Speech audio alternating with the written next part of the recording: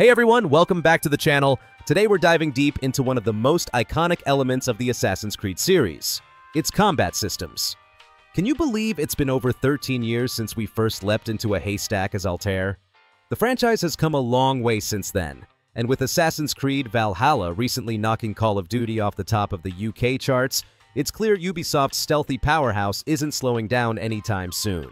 Now, if you've been with the series from the beginning, you'll remember the classic paired animation combat style, scripted counters, flashy finishers, and those oddly satisfying chained kills.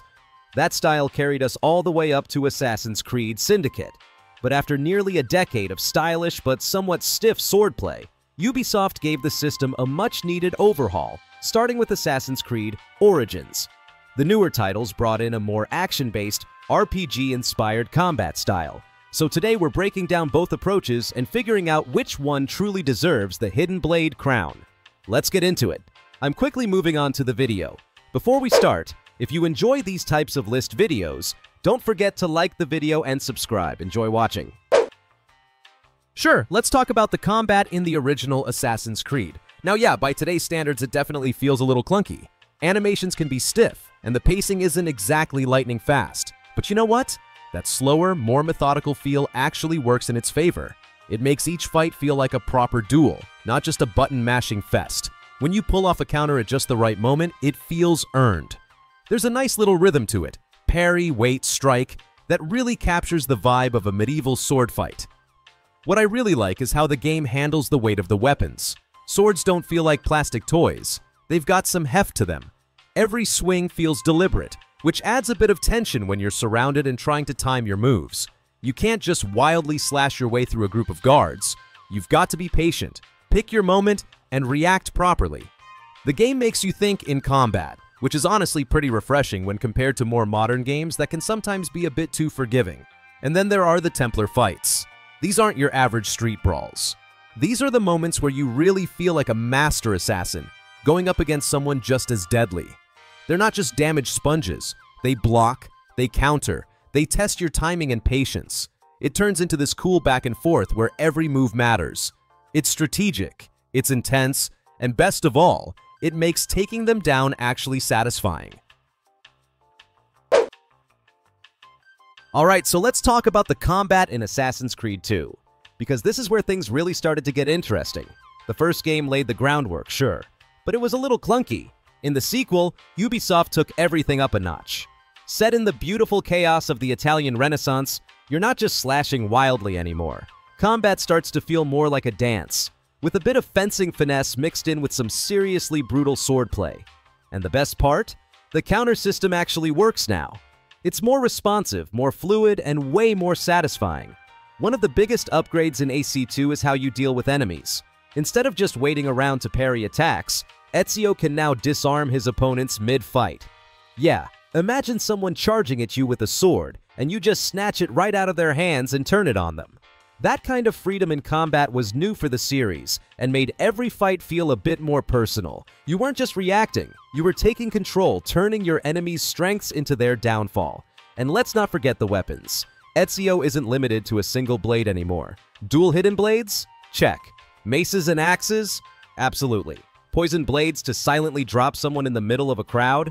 Oh yeah, this was the game that really empowered the player, even when surrounded by a dozen guards.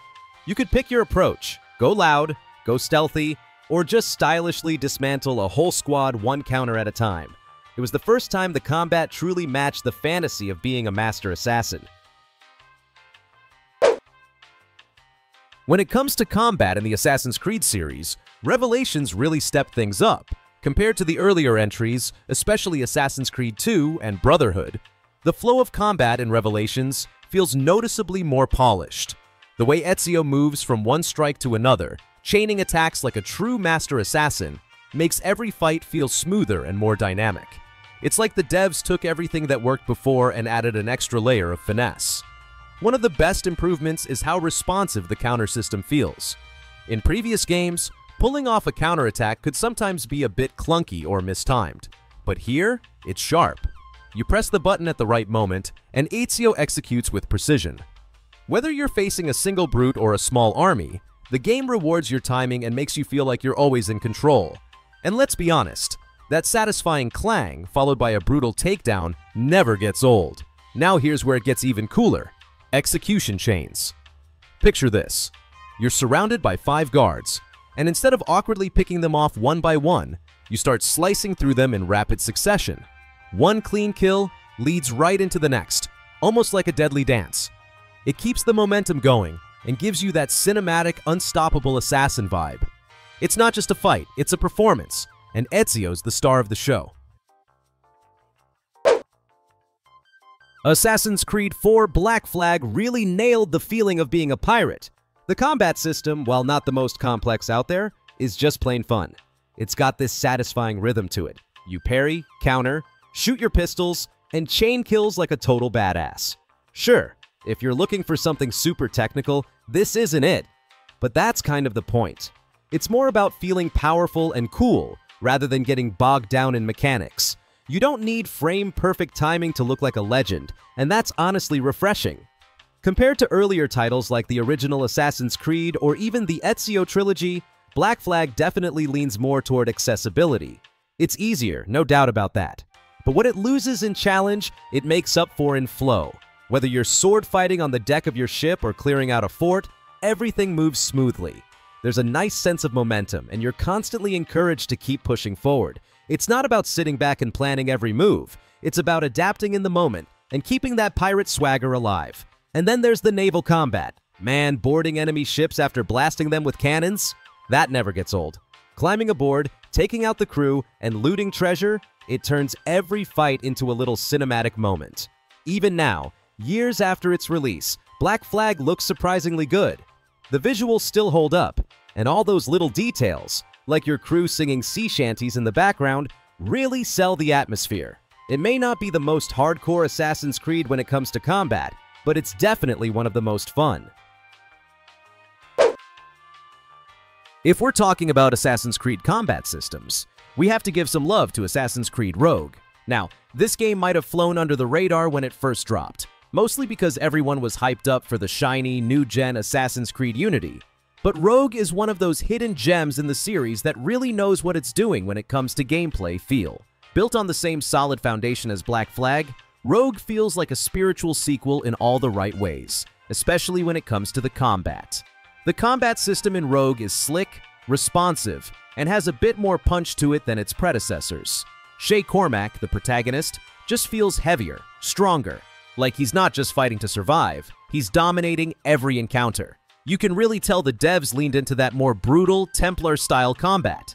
It's not just about flashy moves either. Rogue introduces subtle quality-of-life improvements that make fights flow better, like more precise counters and smarter enemy AI that pushes you to think on your feet a bit more. And here's where it gets interesting. The timing-based mechanics. It's not full-on Arkham style like in the Batman games, but you can definitely feel the inspiration. Counters aren't just button-mashing events anymore. They rely more on your reaction time, which gives fights a little extra tension. Pair that with improved stealth takedowns and smoother transitions between open combat and sneaky kills, and you've got a combat system that honestly deserved way more attention when it first came out. Rogue might not have had the flashiest marketing, but when it comes to slicing through enemies with style and purpose, it seriously delivers. If we're talking about combat systems in the Assassin's Creed series, then Assassin's Creed 3 deserves a serious shout-out. It's one of those games where the fighting feels right. Fluid, responsive, and just straight-up satisfying. Taking heavy inspiration from movies like The Last of the Mohicans and The Patriot, this game really nails that gritty, close-quarters combat vibe of the American Revolution. There's something incredibly immersive about leaping into battle as Connor, tomahawk in hand, chaining brutal finishers together like a true frontier warrior. And let's talk about Connor himself for a second. The guy fights like he was built in a lab for wiping out entire squads. Whether you're ambushing a patrol or holding your ground in a massive battle, Connor moves with this deadly precision that makes every encounter feel like you're in total control. It's not just flashy animations either, there's a real rhythm to it.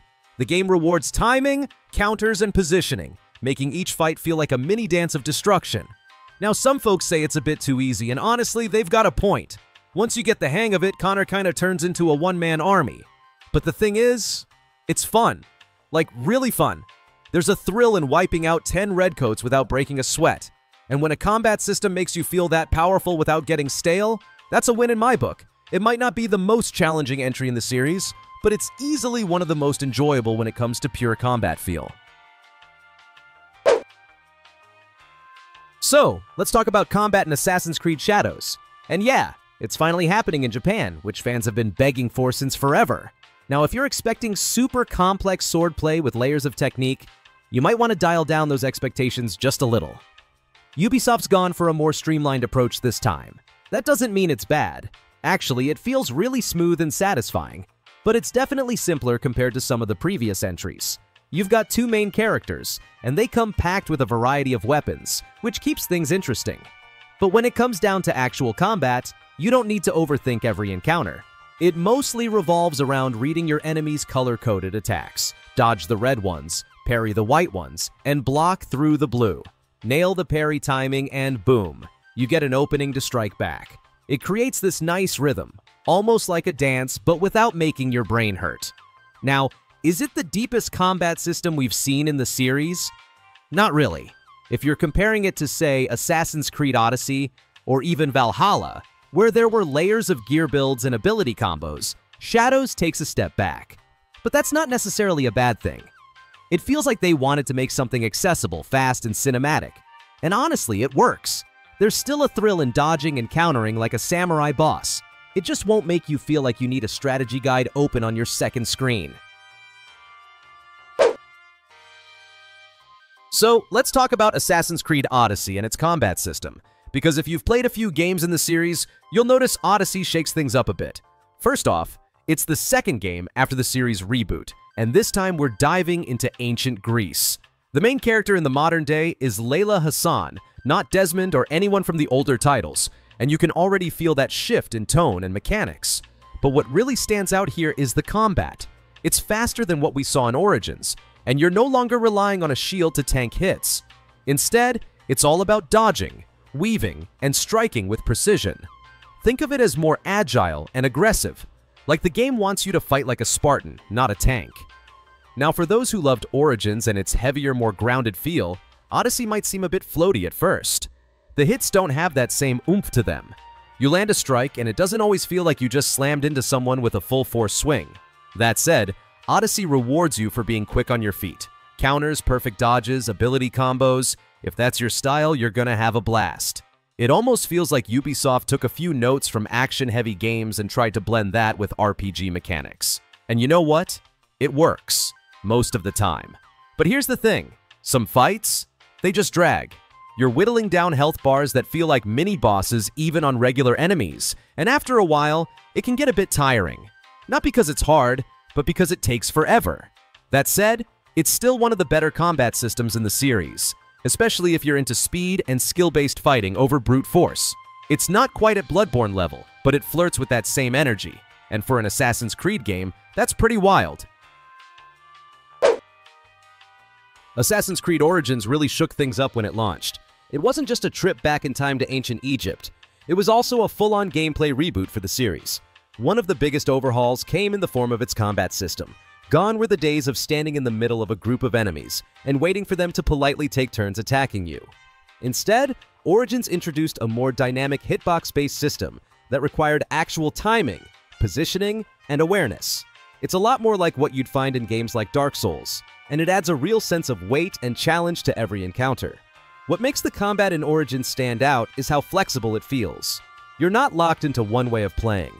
Want to sneak around and take out guards one by one with your trusty hidden blade? Go for it! Prefer to charge in swinging a giant axe like a maniac? That's totally valid too. The game lets you decide how you want to approach each situation, and it rewards you for mastering your tools. There's a nice balance between stealth and action that gives combat a satisfying rhythm, whether you're going silent or going loud. And let's talk about the weapons for a second, because there are a lot of them. Swords, spears, bows, dual blades, heavy blunts, you name it. Each weapon type has its own feel, speed, and moveset, which keeps things fresh as you experiment with different loadouts. It's clear Ubisoft wanted to give players more freedom, not just in exploration, but in how they fight. Compared to Odyssey, which ramps up the pace and leans more into RPG territory, Origins feels a bit more grounded and tactical. It hits that sweet spot between classic Assassin's Creed stealth and modern action RPG depth. Let's talk about the combat system in Assassin's Creed Valhalla. Released in 2020, this game is set during the Viking invasion of Britain, and it's the third installment in the Layla Hassan trilogy. Now, Valhalla's combat system feels like a perfect blend of what we saw in Assassin's Creed Origins and Odyssey, but with a Viking twist. You've got the option for brutal, dual-wielding weapons, huge two-handed axes, and even shields for those defensive-minded players. It's fast, it's fluid, and there's this satisfying weight to every swing that makes you feel like an absolute beast as you carve through enemies. What I really love about Valhalla is how it reintroduces the stealth mechanics from earlier Creed games. You're still able to sneak around and take out enemies with precision, but the game doesn't shy away from encouraging that Viking brutality we all know and love. So while you can definitely get the drop on your enemies with a hidden blade, there's something just so satisfying about charging into battle and cleaving through your foes with reckless abandon. It's a cool balance between classic stealth and full-on Viking rage, and honestly, it makes the game feel so dynamic. But here's the real kicker. The combat isn't just about hacking and slashing. The game introduces a lot of tactical elements, like taking down bigger enemies with special moves or using your environment to your advantage. For example, you can trigger environmental hazards or use your shield to parry and open enemies up for a devastating counterattack. It's not just about swinging a weapon, there's strategy in each fight. Whether you're planning to stealthily eliminate a few enemies or go full berserker on a group, Valhalla gives you so many ways to approach every encounter. It really makes the combat feel fresh every time you step into battle. Alright, let's talk about one of the most exciting features in Assassin's Creed Unity, the combat system. Now, if you remember when the game first came out, it was pretty infamous for its bugs and performance hiccups. But fast forward a few patches, and the game has truly become one of the most visually stunning entries in the series. What stands out the most? The combat. Gone are the days of just pressing a button to counter. Unity's combat feels so much more fluid and reactive. It's almost like you're fencing with each opponent, each duel feeling fresh and intense. The beauty of the combat system in Unity is that it blends the best aspects of previous titles, but adds its own flair. You have to be quick, strategic, and aware of your surroundings because enemies feel more unpredictable. One mistake and you're surrounded, fighting for your life. And let's not forget about the execution animations. They're smooth, satisfying, and never get old. Every time you land a perfect finisher, it's like a mini celebration of your skill. It makes every battle feel rewarding, even if it's just a random fight in the streets of Paris. What really makes Unity's combat shine is how it challenges you without feeling impossible. Each battle forces you to think, adapt, and react in real time. And the best part? It's not just about button mashing. The game encourages you to mix up your approach, whether you're taking on a group of enemies or facing off against a single skilled opponent. The complexity and depth make every encounter a mini puzzle, and mastering it feels incredible. If you're into challenging combat systems, Unity's is definitely one to experience. The video ends here. See you in another video. Don't forget to subscribe.